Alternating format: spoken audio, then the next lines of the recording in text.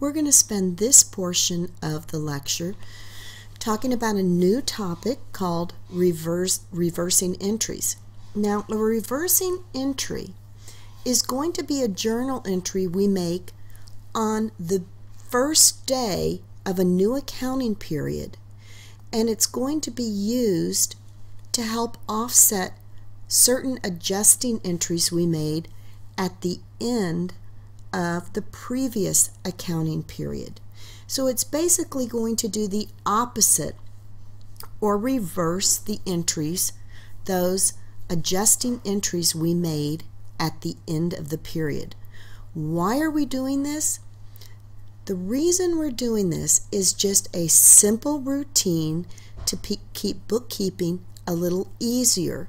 And so when certain items do get paid, that we don't have to go back and remember that adjusting entry we created originally.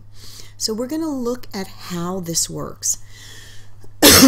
Remember, we talked about at the end of the period, if there were wages that had been incurred but not yet paid, we want to show on our books that those wages expense actually took place in that period, even though they weren't going to be paid until the next period. A reversing entry is going to change that. So in the prior period, when we knew that there were wages that were incurred but won't be paid till the next period, we created a journal entry to show that wage expense and then to show wages payable as a credit, as a liability, to show we had accrued unrecorded wages. This is an adjusting entry we make at the end of the period, so we make sure all expenses incurred in that period, although they might not have yet been paid, are taken into account in that period. So this originally is what we showed as that adjusting entry. Well, what we'll do for the reversing entry is that we are going to, when we finally pay the wages, we're going to offset, instead of showing and keeping track of, oh, we've got to show those wages payable, and then we'll show the wages expense in just this new period and pay cash. We can do it that way, but sometimes it's easier just to reverse that entry so we don't have to keep track of that. So to make the entry on the previous slide, the accountant has to determine how much of those $2,400 of wages they're paying are related to the previous period and how much is to the current period. Sometimes that can be really tricky, especially when you've got a lot of transactions going on. So, as you see in this example, we did show wages expense in that period, even though they weren't paid, but they had been accrued. And then we showed that it flowed into ultimately the income summary.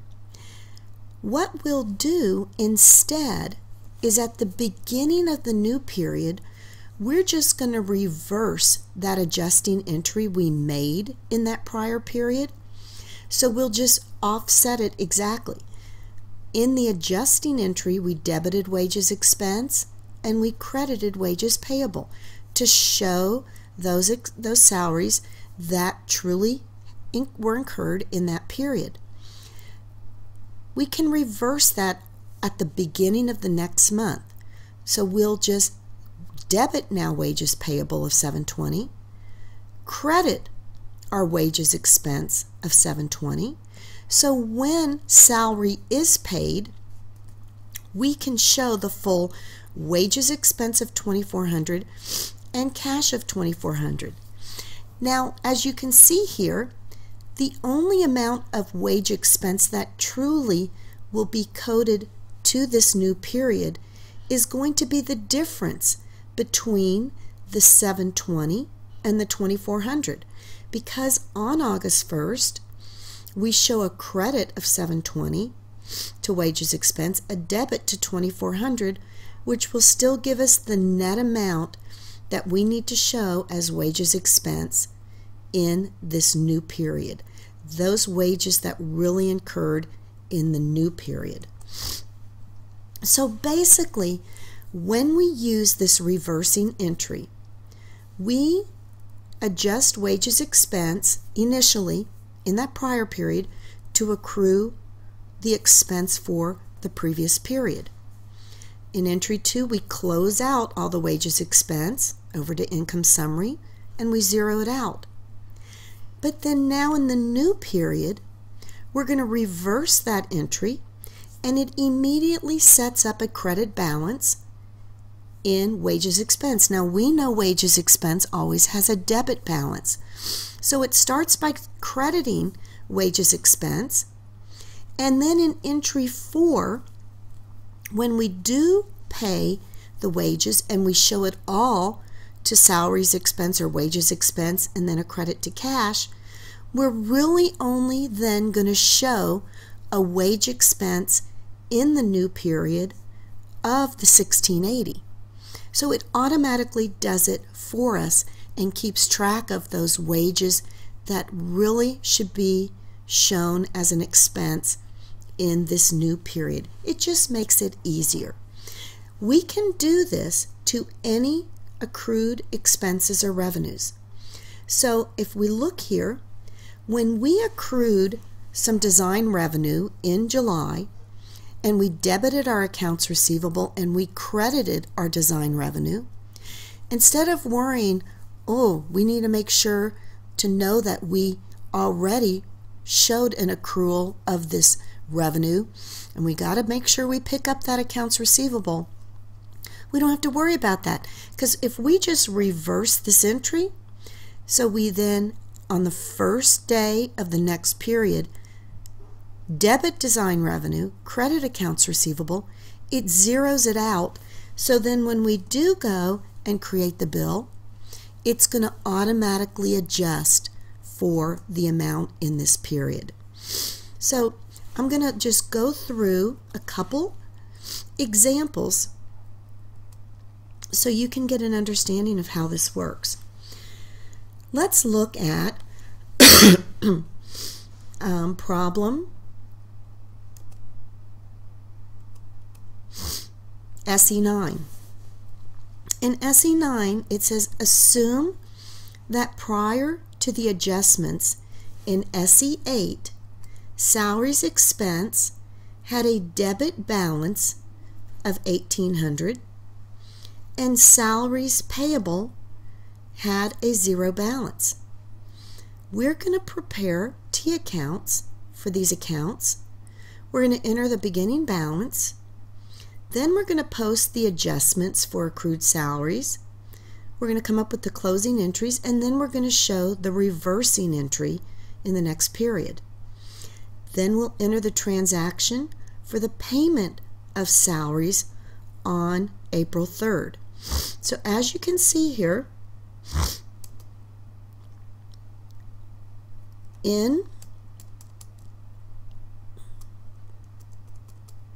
make sure I have it right here, SE9, if we create our T accounts, and we're going to show these two T accounts, we're going to start with our salaries expense of $1,800, and the way we've gotten that salaries expense of $1,800 is we've got, assume the prior period that salaries expense has a debit balance of $1,800 and salaries payable of a zero balance. So it's telling us start the balance with $1,800, and there was no balance in the salaries payable. Then it tells us prepare a T account for each of these accounts, enter the beginning balance, post the adjustment for accrued salaries and the appropriate closing entries.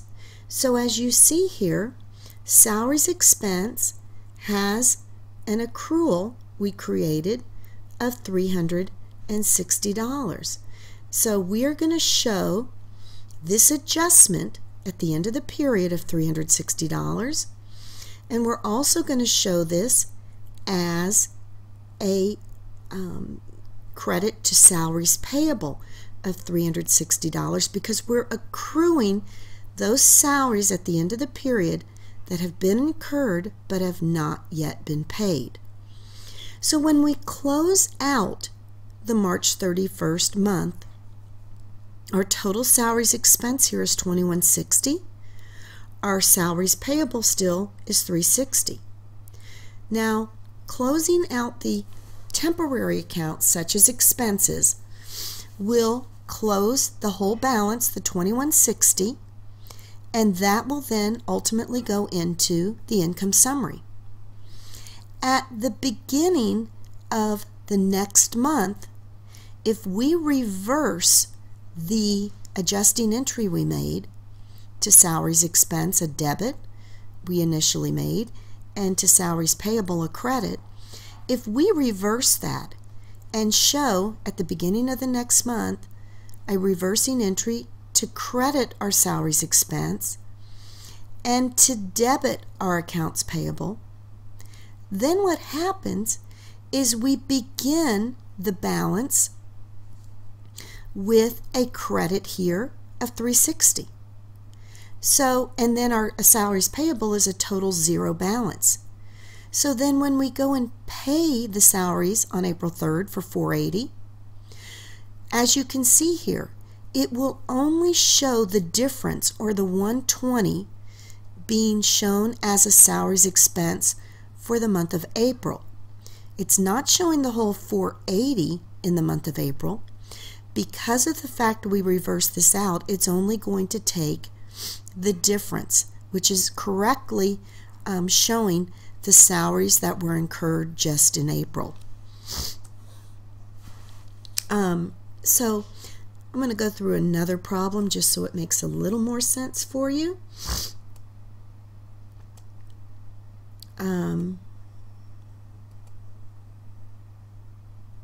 Let's see here.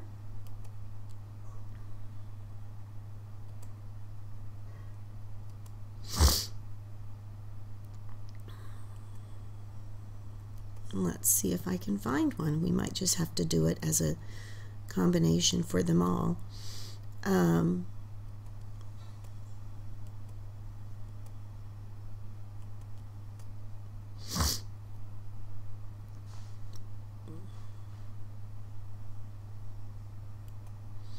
Well, I think I'm going to have to continue on and then show you how this works. Let me just move on then, and then we'll come back to that.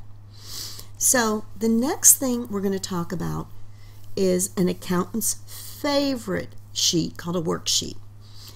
Basically, this worksheet really allows us to put all of the transactions together on one piece of information. So this worksheet, or we can call them work papers, really allows us to see the flow of the information that we've created in creating our trial balance, our adjusting entries, our adjusted trial balance, and then from there figuring out all of our various financial statements, and then creating our closing entries. So basically this worksheet is really a unique tool that helps us prepare financial statements. This shows an example of a worksheet. As you see here, it begins with just the trial balance. We've created trial balances on forms, but this is basically taking that exact same information and putting it into a worksheet format that shows the debits and the credits to the various accounts. Now the second grouping of columns, adjustments, provide us with the journal entries, the adjusting journal entries that we've created. And as you can see, each one of these journal entries is labeled. So as you see in A, do you see where it says prepaid rent was credited $1,600 and rent expense was debited for $1,600? This allows us to see in one piece of paper all the adjustments and the changes to the various accounts. The adjusted trial balance merely takes and creates new balances based on the original trial balance and then plus or minus the various adjustments. So as you see there with cash, cash didn't have any adjustments, so what was shown in the trial balance is just carried over to the adjusted trial balance. The accounts receivable, the trial balance had $4,600 debit. Our adjustment showed a $400 debit. So our new balance in the adjusted trial balance is $5,000. It's the $4,600 plus the $400 gives us our $5,000 debit balance.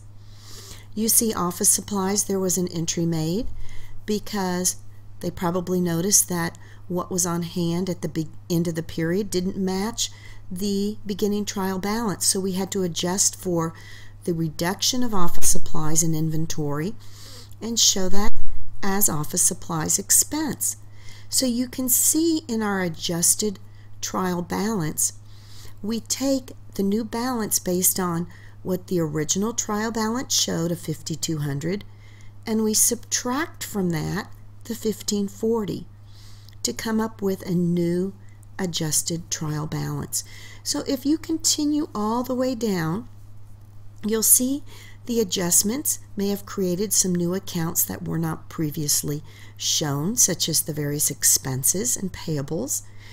And then you have a new adjusted trial balance that we've gone over in previous chapters. From that adjusted trial balance, we can just pull the accounts that make up the income statement, which we know the income statement is a result of revenues and expenses only. So do you see in that next grouping, we pull the accounts design revenue and all the expenses, and we total them. Our total debits were $9,640. Our total credits were $13,600. And the reason they don't balance is because there's net income of $39,60. So we'll take that $39,60 to show it as net income, and then we balance. We'll also go through and list all the accounts that belong on the balance sheet. And we show those over to that final two columns for the balance sheet. You'll see here that the wages payable that we created way down there at the bottom is a balance sheet account, so we need to make sure we add that. Now, as you see initially, the totals, the $51,860 and the $47,900, don't balance. But if we take the net income, the $39,660, which ultimately is going to go into the owner's capital account, then we do balance. Our debits of $51,860 are going to equal our credits of $51,860. So in order to prepare this worksheet, we first put all the balances and the accounts to the trial balance in the first group of columns. If there are debit balances, we put them on the debit side. If there are credit balances, we put them on the credit side. You don't have to create a separate trial balance like we've done previously. Then all the adjusting entries are going to be recorded in the section of adjustments. The debit accounts, or the debit entries, go on the debit side. The credit entries go on the credit side. We use letters to identify the various portions so we know which journal entry matches up with which journal entry. And if we don't already have that account listed on our trial balance, then we're going to create it below just as we had done wages payable. Then we're going to create a new adjusted trial balance by taking the balances in the trial balance and adding or subtracting those adjustments on the worksheet to come up with new balances. After that, we are going to take all the accounts on that adjusted trial balance, and they need to belong in either an income statement account or a balance sheet account. They have to go to one or the other. No, revenues and expenses only make up the income statement, where assets, liabilities, capital, withdrawal accounts go over to the balance sheet. Then we total all those balances, and we've got to take the net income or the net loss and carry it over so we totally balance. Our total debits equal our total credits. So here are the various adjustments that were entered in the textbook, showing the adjustments that were made for various accounts. So we had a prepaid rent account that showed a certain amount. But after examining, we realized we've used up some of that rent. So we then had to debit the rent expense, and we credited our prepaid rent. That was one adjusting entry. We did the same with office supplies. What we showed in our inventory in office supplies actually had been reduced. So we need to show that amount as an office supplies expense, and then we credit our office supplies. Our depreciation on our equipment, just through the passage of time and wear, it was used up. So we created an adjusting entry showing our depreciation expense on our office equipment and credited our accumulated depreciation for our office equipment. With wages expense, we showed an accrual here that we incurred wages expense in that period, even though we didn't pay it in that period. We're going to pay it in the next. We also showed that some of our liability, called unearned design revenue, we earned it. So we created the appropriate entry to reduce our liability, or debited unearned design revenue, and recorded as design revenue earned. We also had some design revenue that we completed, but we had not yet billed. So we also provided an accrual to show an accounts receivable of $400 and design revenue of $400 we actually earned in that period. So when we then go and close all the entries and make our temporary accounts 0, we then take the income and the expenses and transfer it to the capital account on the balance sheet. So as you see here, the net income ultimately flows into the statement of owner's equity, and then the ending balance in our statement of owner's equity ultimately flows to our balance sheet. So using that worksheet really allows us to have all our information on one piece of paper. So what we're going to do is take some time and go through some problems. So let's look here at problem 4. Here is a trial balance. So the trial balance provides us with all the information you see here, every account and their appropriate debits or credits. We're going to create a worksheet, and we're going to enter that trial balance in the worksheet. So the first thing we'll do is go and in our worksheet here, show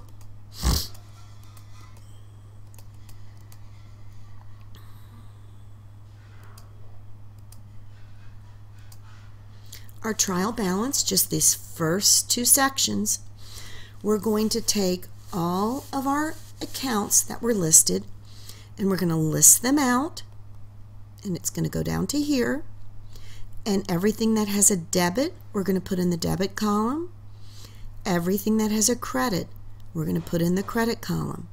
And so our trial balance is going to end right here because we're going to total our debits, we're going to total all of our credits, and the debits of $625, $836 will also equal our credits of $625, $836. This is the first portion of the worksheet in which we show the trial balance here. Then the next step is to post these adjusting entries. The first one says expired insurance is $3,060. So what we'll want to do is figure out which accounts are affected by expired insurance of $3,060. Well, we know that means insurance expense is a debit of $3,060. So as you can see here, I added a new account called insurance expense down here, and I show A, $3,060 is my debit. Now my credit is going to be a reduction in prepaid insurance. So I go up here to this account, prepaid insurance, I put an A, and I show my credit of $3,060. Remember that each one of these adjusting entries must have equal balances of debits. The total for debits need to be equal the total for credits.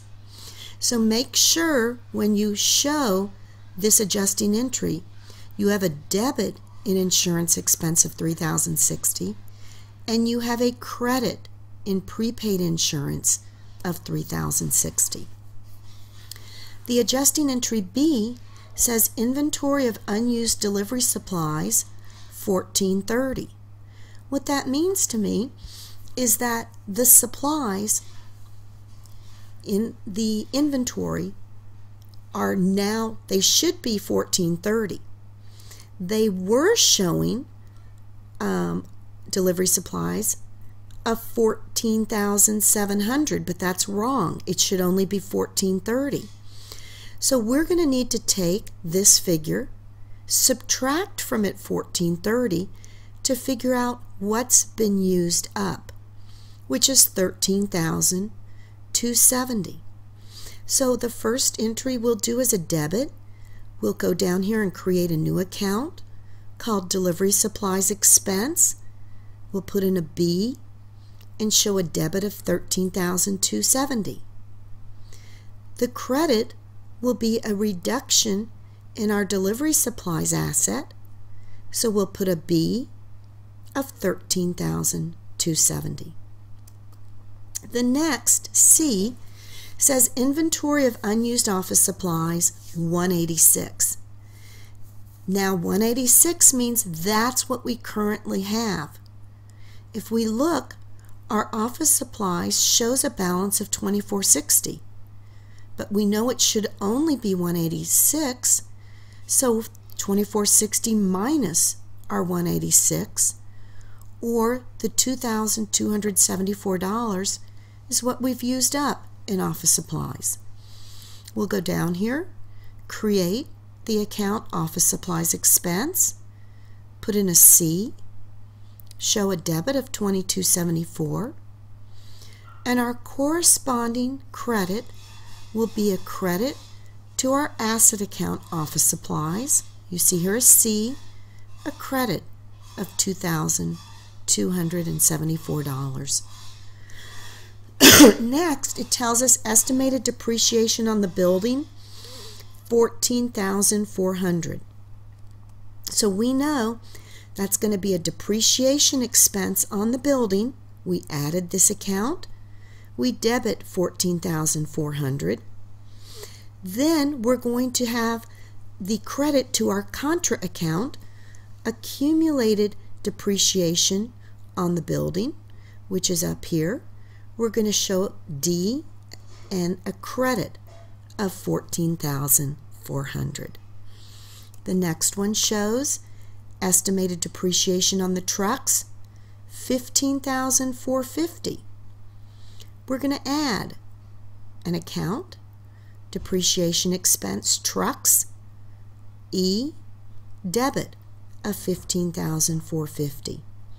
Our corresponding entry again will be that contra account. So we're going to say we're going to credit to the accumulated depreciation on trucks, E, $15,450. Next, it tells us estimated depreciation on the office equipment, $2,700.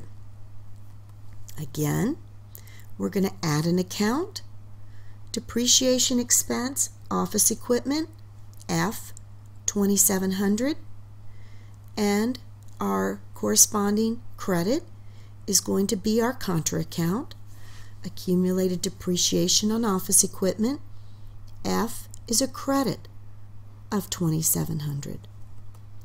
Then G, the company credits the lockbox fees of customers who pay in advance to the unearned lockbox fees account.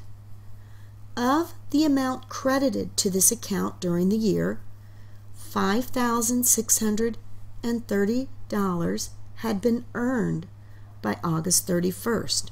So what does this mean? When customers pay in advance for services we have not yet performed, we treat it as a liability.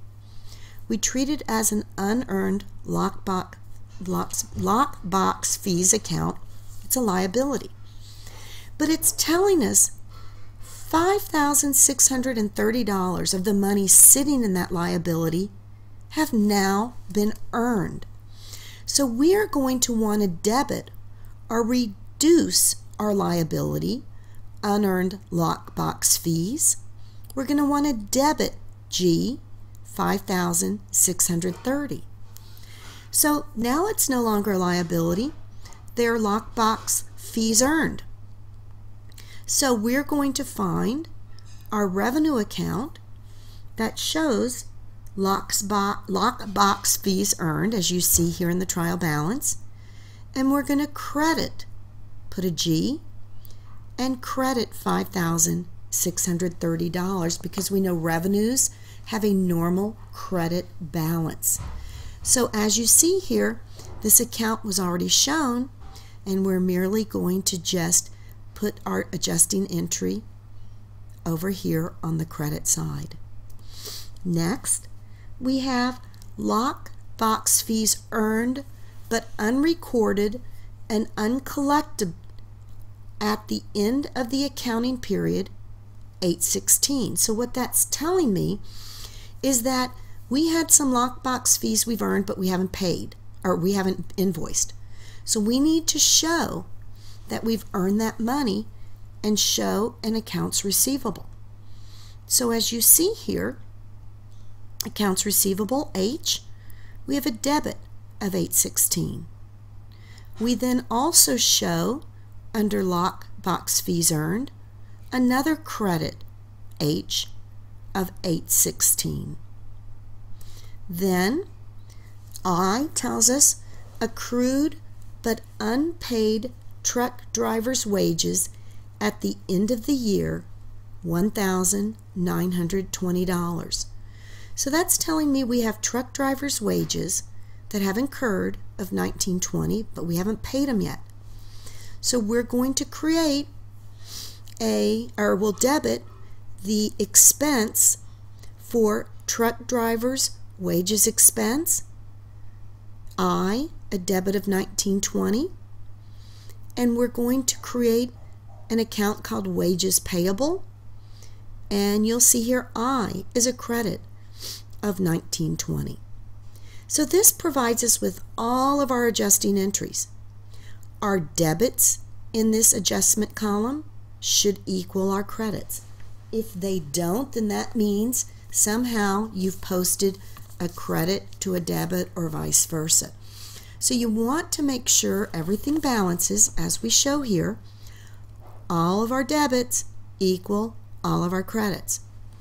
Now the next thing we're going to do is create our adjusted trial balance. We're going to create this by starting out with our original trial balance, seeing if we have debits or credits here, and come up with a new balance. As you see here, our cash, nothing changed, so we're just going to truly just carry this amount over. The accounts receivable started with $29,314, which is a debit. We have a debit adjustment of $816, so our new accounts receivable balance will be $30,130 as a debit.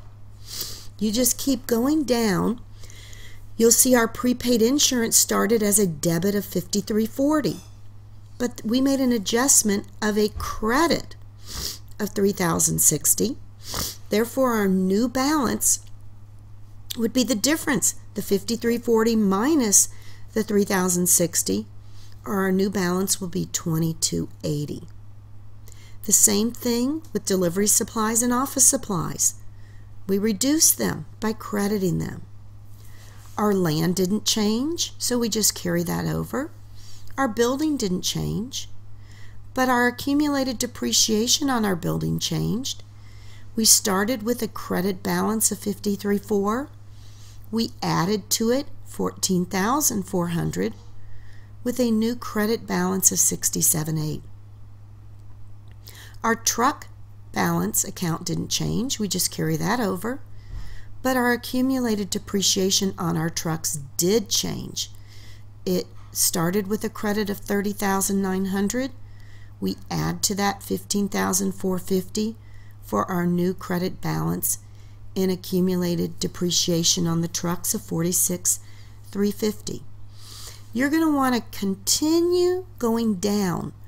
A couple things I want you to be aware of is our unearned lockbox fees began with a credit balance of $83.40, but we then created a debit adjusting entry. So the $83.40 credit and then the $56.30 debit gives us a new credit balance of $27.10. A lot of these entries you're just going to transfer over. But our lockbox fees earned started with a credit balance, and then we have two credit adjustments, which will give us an ending balance of $35,246 credit. So as you continue down, continue to adjust, you'll see that some of these weren't originally in the trial balance, but we added them. So all these adjusting entries that debited expenses, you're going to carry them over to this expense portion. So remember, to wages was an adjusting entry of a credit of $19.20. Make sure that gets put in the credit column. After we do that, we're going to want to total them to make sure all of our debits, $661,122, will equal all of our credits, $661,122.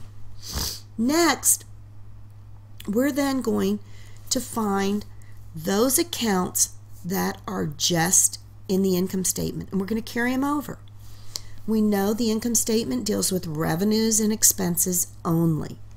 So we're going to look here, our two revenue accounts, delivery service revenue and lockbox fees earned. We're going to carry over to the column income statement, the credit side. We're going to take all of our expenses from our adjusted trial balance and bring them over here. So what we'll do then is we'll total our credits, $318,716. We're going to total all of our debits, which are $256,324. The reason they don't balance is because we have net income.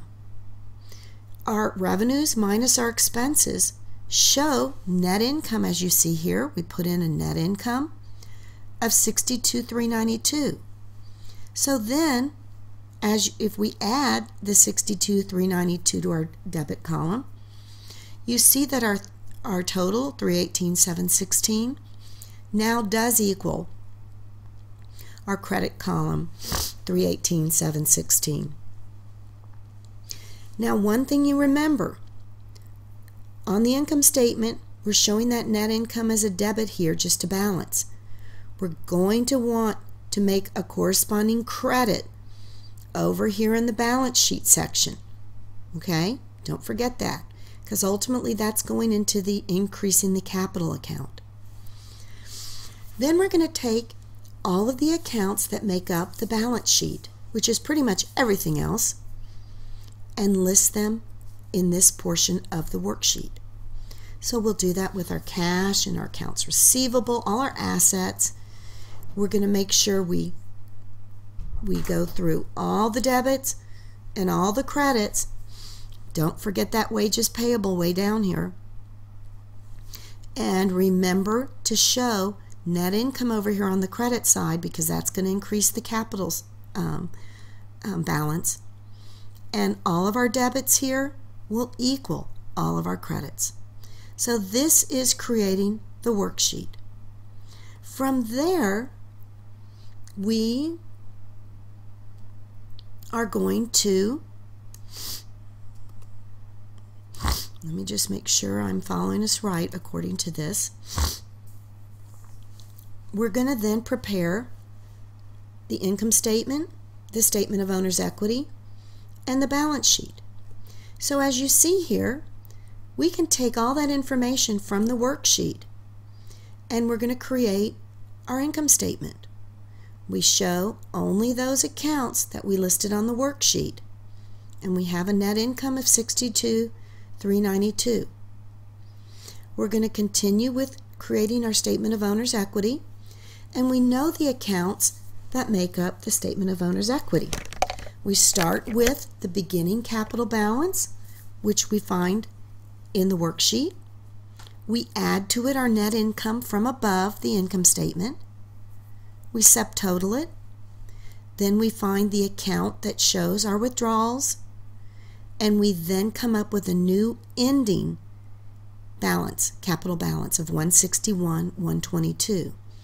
Now we're going to need this balance to complete our balance sheet. Remember that. We then move down to the balance sheet. We take the accounts that were listed in the worksheet for our assets and our liabilities. You see our total assets here at 247,148. We put in all our liabilities, and this owner's equity, our Siglo capital of 161,122, will come from the statement of owner's equity above. So you see our total assets will always equal our liabilities plus our owner's equity. Then it tells us to prepare any entries and reversing entries. So once we've completed our financial statements, we're going to want to close out all of our temporary accounts. So these are the accounts we talked about previously that we adjusted on the worksheet, and this is just showing them in journal form. Then to close out the temporary accounts, first thing we're going to do is close out our revenue accounts by debiting them and crediting them to income summary. Next, we're going to close out all of our expense accounts by debiting income summary and crediting our expenses. Next, we're going to close out our income summary account. So you see here, we had a credit of 318, a debit of 256,324. The difference should be our net income. So we need to debit that to zero out our income summary, and our credit is to capital, our Siglo capital. It's increase in the capital account. Net income always increases the capital account. Then we want to take care and close out the withdrawal section. So we'll show a reduction to capital because withdrawals reduce owner's equity or owner's capital. So we'll debit the withdrawals, $30,000, our SIGLO, and we'll credit our SIGLO withdrawals to zero out that withdrawal account. Now here's the important part. The reversing entries that we made at the end of the period, that starting in the new period, we're just going to reverse them. Why are we going to reverse them? It just makes it easier. And the reason it makes it easier is because we can just... So basically, the reversing entries that we're talking about are going to just reverse those two entries we made to record lockbox fees earned but we hadn't yet billed. So we're just going to totally reverse this on September 1st. So when we do bill, we don't have to remember, oh, what did we put as a receivable here? Oh no, I don't want to screw it up. Same with our wages payable and the truck driver's expense. We accrued it because it truly needed to go in the previous period. But when the bookkeeper goes and pays those payables, oh no, what if they forget we accrued wages payable? So if we just go and reverse them, then they don't even have to mess with it because it's still going to have a correct balance in the end. So that gives you the problem 4, and take your time and just continue to look at this lecture to help you finish it.